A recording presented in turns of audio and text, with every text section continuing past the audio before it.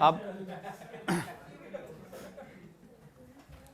तो बच्चों आज हम लोग स्टडी कर रहे हैं हाइड्रोकार्बन, और हाइड्रोकार्बन का इंट्रोडक्टरी पार्ट मैंने आपको लास्ट क्लास में बताया था।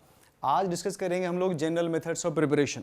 तो जनरल मेथड ऑफ प्रिपरेशन में भी एक मेथड हमने डिस्कस किया था, that was hydrogenation of alkene and alkyne. तो आज डिस्कस करेंगे हम लोग next very important method, that is preparation of alkane by haloalkane. नहीं, हैलोअल्केन को कैसे हैलोअल्केन से कैसे प्रिपेयर करोगे आप, क्या हाइड्रोकार्बन अल्केन। तो मैंने आपको बताया कि by treating haloalkane with zinc in presence of HCl। तो आप हेडिंग दो method number 2।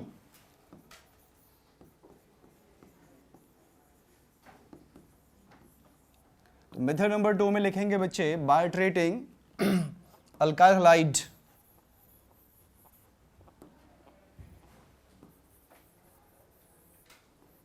by treating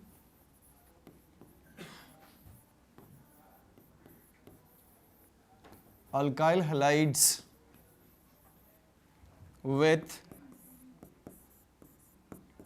zinc metal in presence of HCl।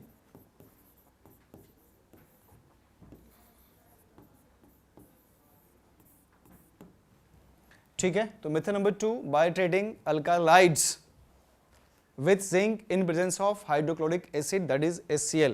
देखो बच्चों, आपको करना क्या है, RCl लीजिए, इसका ट्रीटमेंट करो जिंक मेटल से इन HCl। ये आपके एनसीईआरटी में भी है और मेनी टाइम इस पे क्वेश्चन आया हुआ है, नीट में भी और मेंस में भी। तो अगर आप इस बॉन्ड के नेचर को देखोगे तो ये बॉन्ड आपका है polar bond. Why? Because chlorine ज़्यादा इलेक्ट्रोनेगेटिव है, इसलिए इस पर डेल्टा माइनस आएगा बच्चों, और इन पे डेल्टा प्लस। ठीक है, ये आपके पास जिंक मेटल है जिनका ऑक्सीडेशन करोगे रिजल्ट मिलेगा Zn2 plus 2 free electrons. Free electron को आप ज्यादा रिएक्टिव मानते हो क्योंकि न्यूक्लियस के इन्फ्लुएंस से ये बाहर होता है। ठीक है, तो हमें क्या करना है, इन बॉन्ड को डिसोशिएट करेंगे। इस बॉन्ड को तो जैसे डिसोशिएट करोगे, बैक साइड से ये दोनों इलेक्ट्रॉन ट्रैप होगा इस R के पास, तो एज ए रिजल्ट ये R माइनस बन जाएगा, है ना, क्योंकि जब Cl माइनस हटाओगे तो R पे क्या आना चाहिए, प्लस। लेकिन चूंकि 2 इलेक्ट्रॉन प्रोवाइड करो आप, तो किसी प्लस को अगर आप 1 इलेक्ट्रॉन प्रोवाइड करोगे तो वो न्यूट्रल हो जाएगा, एक और इलेक्ट्रॉन प्रोवाइड करोगे तो नेगेटिवली चार्ज्ड। नहीं, तो ये बना R माइनस और ये Cl माइनस, मीडियम में क्या आपके पास HCl, डिसोशिएट करोगे क्या मिलेगा, H plus and Cl minus. तो R माइनस पे किसका अटैक होगा बच्चे, H प्लस का। रिजल्ट क्या मिला, RH, दैट इज अल्केन। और मीडियम में 2 Cl माइनस आया, एक ये और एक Zn2 प्लस है, तो बाय प्रोडक्ट क्या मिला बच्चों, ZnCl2। तो एक Cl को रिमूव करने के लिए वी नीड 2 इलेक्ट्रॉन्स, और ये इलेक्ट्रॉन आपको कहां से मिलेगा, जिंक से मिलेगा। ठीक है, और HCl कितना खर्च होगा, 1 मोल खर्च होगा। नहीं, प्रोडक्ट क्या मिल गया, अल्केन। समझ लो। चलिए अब देखिए आगे, जैसे आपके पास है RCH2Cl, ये आपके पास बच्चे RCHClCl, और ये आपके पास है, ठीक है, इन सब का ट्रीटमेंट करो आप जिंक एंड HCl से, और देखते हैं क्या रिजल्ट मिलता है।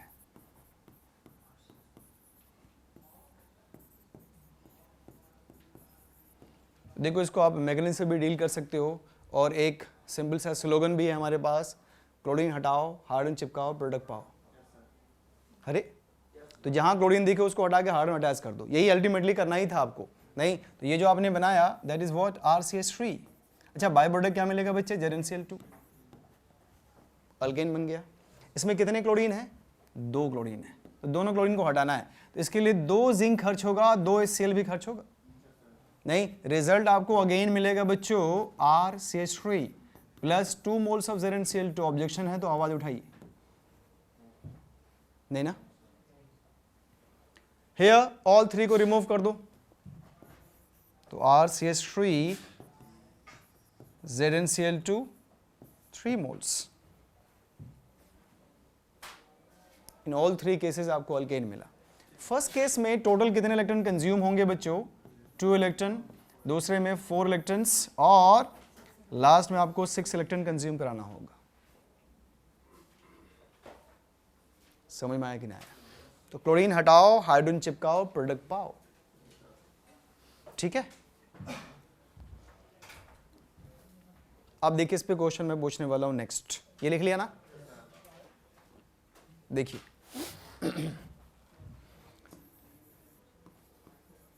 ये है आपके पास बेंजीन, जानते हो ना? इसका आप ट्रीटमेंट करो बच्चे CH3Cl से इन प्रेजेंस ऑफ AlCl3। 13वीं क्लास में हो तुम लोग, तो टोलिन बनेगा, दैट इज मिथाइल बेंजीन। इस रिएक्शन को आप कहते हो फ्रिडल क्राफ्ट अल्काइलेशन रिएक्शन, है ना? तो आपको प्रोडक्ट मिला बच्चे टोलिन, बिल्कुल सही है,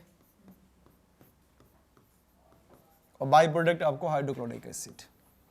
अब आप इस टोलिन का ट्रीटमेंट करो Cl2 से इन प्रेजेंस ऑफ सनलाइट।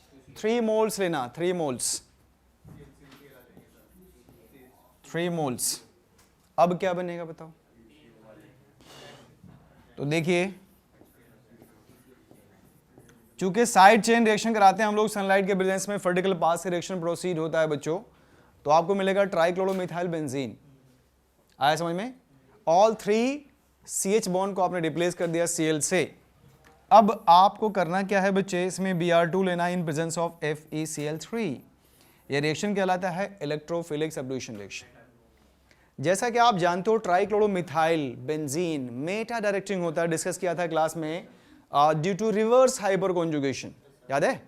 तो अब आप जैसे Br2 FeCl3 लोगे, यहां पे एक इलेक्ट्रोफाइल प्रोड्यूस होगा Br+, जिसको आप कहते हो ब्रोमोनियम आयन। ये ब्रोमोनियम आयन इनके मेटा पोजीशन पे इलेक्ट्रोफिलिक हमला करेगा और हाइड्रोजन को सब्स्टिट्यूट कर देगा। रिजल्ट क्या मिला बच्चे आपको? देखिए Cl Cl Cl, यहां पे क्या आ गया? Br। एक बात और ध्यान सुनिए, इस ब्रोमीन का जो लोन पेयर आप देख रहे हो वो इनके साथ रेजोनेंस में है ना भाई? और ड्यू टू दिस रेजोनेंस इसमें आएगा partial double bond character, PDC कहते हो आप इसको। तो इसको रिमूव करने में ज्यादा एनर्जी खर्च करनी होगी, ठीक है? अब अगर आप इसका ट्रीटमेंट कर देते हो फर्दर जिंक NaCl से, नहीं, इसमें फिर क्या करो, जिंक NaCl ले लो एक्सेस में।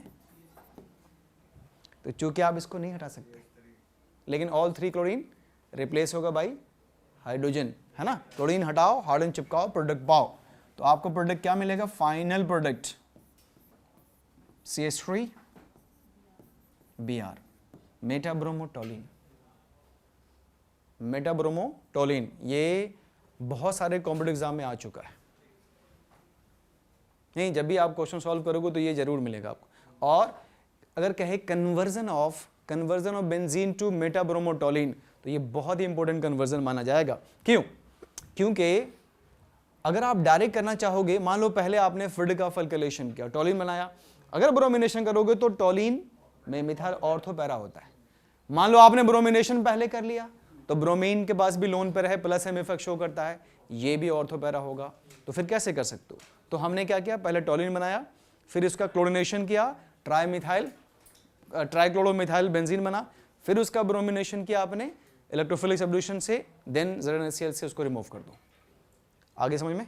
ठीक है, तो ये था method number 2। With the help of that हम लोग बना सकते हैं अल्केन।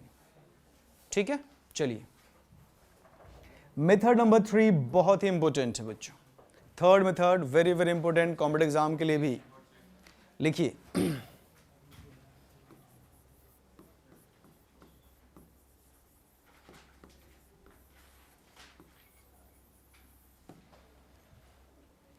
तो आप लिखिए by treating alkyl halides with sodium metal, by treating alkyl halides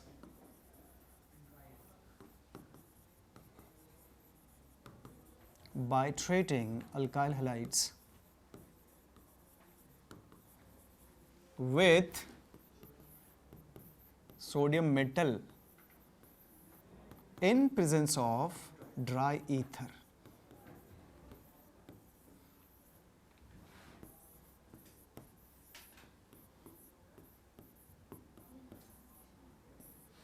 देखो बच्चे, इसी रिएक्शन को आप एक स्पेशल नाम से बुलाते हो, इसका नाम है वुर्ज रिएक्शन। बहुत ही फेमस रिएक्शन है बच्चों।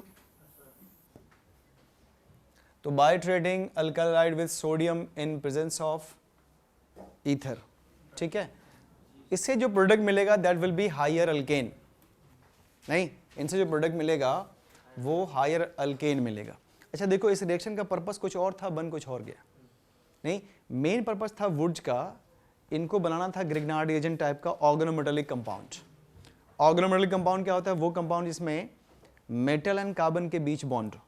नहीं, और उस जमाने में ये तय था कि जो भी ऑर्गेनोमेटेलिक कंपाउंड सिंथेसाइज कर लेगा उनको नोबेल प्राइज मिल जाएगा। नहीं, क्योंकि ऑर्गेनोमेटेलिक कंपाउंड में कार्बन पे नेगेटिव लाना था आपको, और ऑर्गेनिक कंपाउंड में आप देखते हो कार्बन के अलावा जितने भी एलिमेंट्स होते हैं वो ज़्यादा इलेक्ट्रोनेगेटिव होते हैं। तो कार्बन पे प्लस लाना आसान है, कार्बन पे माइनस लाना उतना ही मुश्किल था। ठीक है, तो इन्होंने कोशिश करी कि किसी तरह से हम ऑर्गेनोमेटेलिक कंपाउंड बना लें। इनकी प्लानिंग क्या थी? कुछ और हो गया। प्लानिंग ये थी कि आर और सोडियम के बीच बॉन्ड बना लें। अरे आर माइनस Na प्लस हम बना लें रिएजेंट और उसको स्टोर कर लें, जब जरूरत हो उसको डिसॉल्व करेंगे, आर माइनस और Na प्लस मिल जाएगा। लेकिन गड़बड़ कुछ और हो गया। तो देखिए इन्होंने क्या किया, हेलोल्केन लिया बच्चों, RCl, 2 मोल यहाँ पे कंज्यूम हुआ, 2 सोडियम ड्राई ईथर,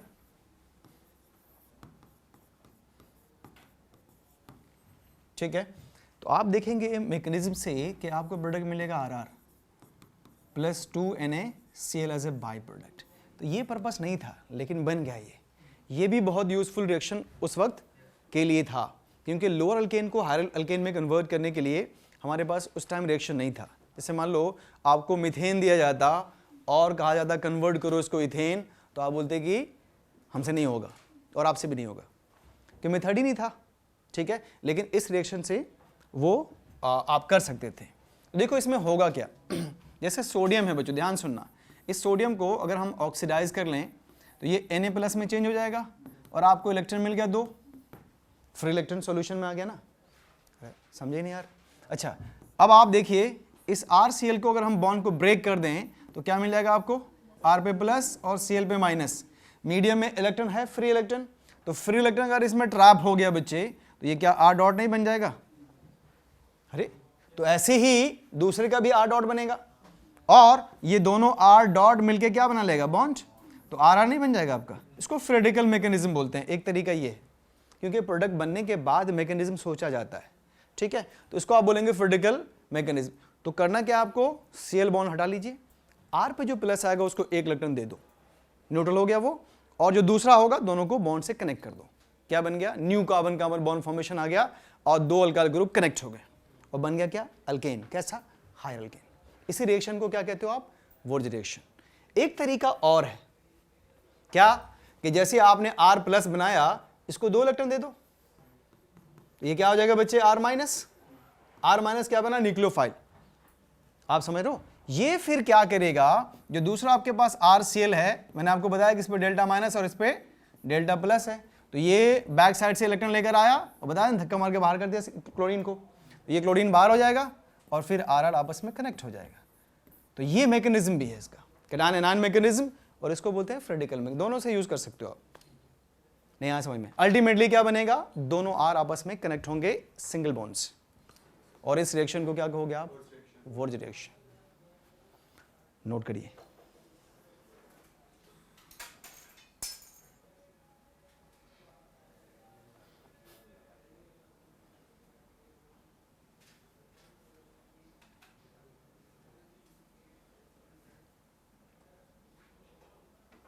कर लिया नोट?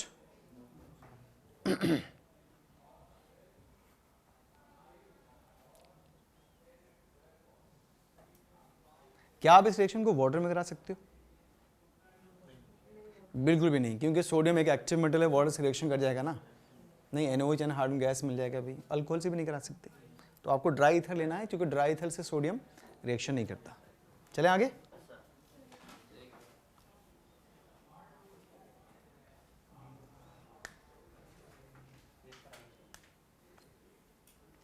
तो देखते हैं इस पे कितने क्वेश्चन बना सकते हो आप।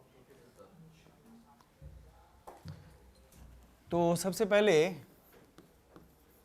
मान लीजिए ये आपके पास है CH3 CH2Cl, है ना, 1 क्लोरो इथेन। अगर आप इसका ट्रीटमेंट करते हो सोडियम से इन ड्राई इथर, देखो ये अंडरस्टूड होता है कि आपको 2 मोल लेना है, ना भी लिखा हो तो, क्योंकि रिएक्शन तो आप एक मॉलिक्यूल, 1 मोल तो कम से कम लोगे ना, 1 मोल का मतलब 1 एवोगाड्रो तो होगा ही, ना भी मेंशन तो आप समझ लेना कि 2 कंज्यूम होगा। क्या रिजल्ट मिलेगा बताइए? तो नॉर्मल ब्यूटेन, आप बोलेंगे N ब्यूटेन, है ना। ये जो बॉन्ड आप देख रहे हैं ये न्यू कार्बन कार्बन बॉन्ड, समझ रहे हो, न्यू कार्बन कार्बन बॉन्ड, नया बॉन्ड बना है। नहीं तो आप जब प्रोडक्ट बनाओगे बच्चे तो ये देखना है कि जिस कार्बन से क्लोरीन अटैच्ड है उस कार्बन से क्लोरीन हटेगा और उन्हीं 2 कार्बन से बॉन्ड बनेगा। मतलब ये देखो ये CH2, इसके पास क्लोरीन था और दूसरे के भी CH2 पे, उन दोनों के बीच बॉन्ड कनेक्ट हुआ, ये CH2 ये CH2 नहीं आया। अब आप देखिए अगर आपके पास हो, जैसे सपोज करिए CH3 CH CH2 और यहां पे C लगा, इसका 2 मोल लीजिए, रिएक्शन कराइए sodium in dry ether, what will be the result? With IUPAC name product बनाओ और IUPAC नेम सोचो।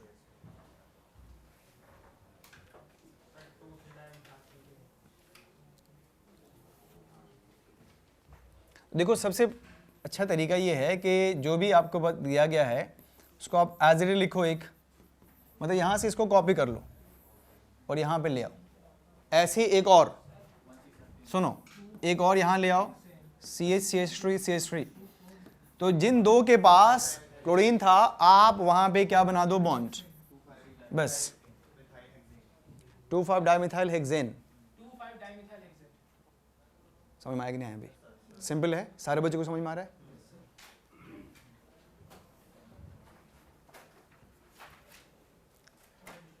नोट कर लिया?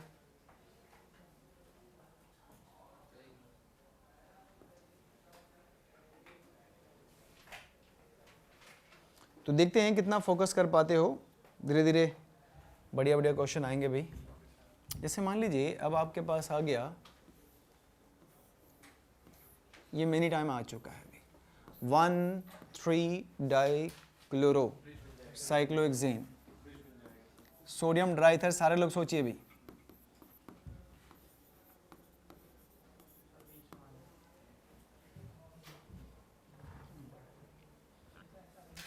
वन 3-डाइक्लोरो साइक्लोब्यूटेन, इसका ट्रीटमेंट करो आप सोडियम ड्राइथर से, देखते हैं बच्चों प्रोडक्ट क्या बनेगा। ये भी कॉम्पिटिटिव एग्जाम में आ चुका है, इवन IIT में आया हुआ था ये क्वेश्चन, उसके बाद कई सारे एग्जाम्स में आया भी, आता रहता है। जो प्रोडक्ट बनेगा उसका IUPAC नेम भी बताना है क्योंकि मैं आपको सिखा चुका हूं।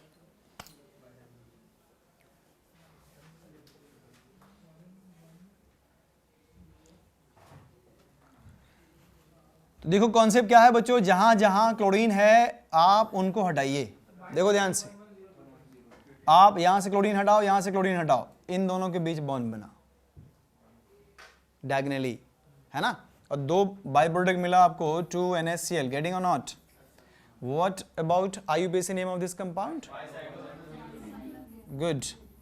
Bicyclo 110 butane ना, very good. Bicyclo 110 butane, good. चलिए नेक्स्ट क्वेश्चन, ब्रांडेड है ये।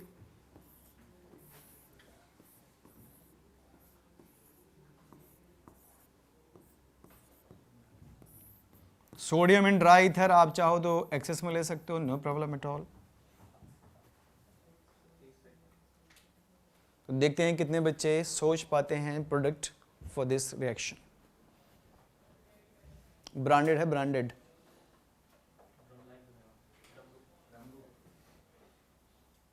बहुत सारे बच्चे एग्जॉस्ट फैन बनाएंगे तो पता नहीं क्या करेंगे।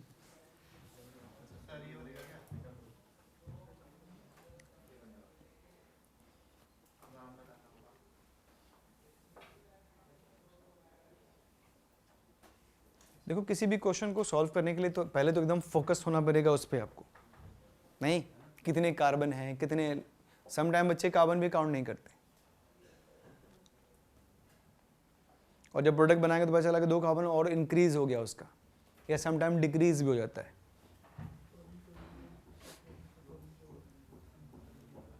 सोच लिया? तो देखो बच्चों ध्यान से, सारे बच्चे जो क्लास में हैं वो भी और जो नहीं भी हैं, ये आपके पास Cl ये Cl है ना, और ये भी और ये भी, बॉन्ड ब्रेक करोगे, एक रेडिकल यहाँ लाओ एक यहाँ लाओ और दोनों के बीच क्या बनाओ, बॉन्ड। यहाँ से इसको ब्रेक करो इसको ब्रेक करो, इस पे भी रेडिकल इस पे भी रेडिकल, क्या बनाओ, बॉन्ड। क्या रिजल्ट मिला बच्चे, देखिए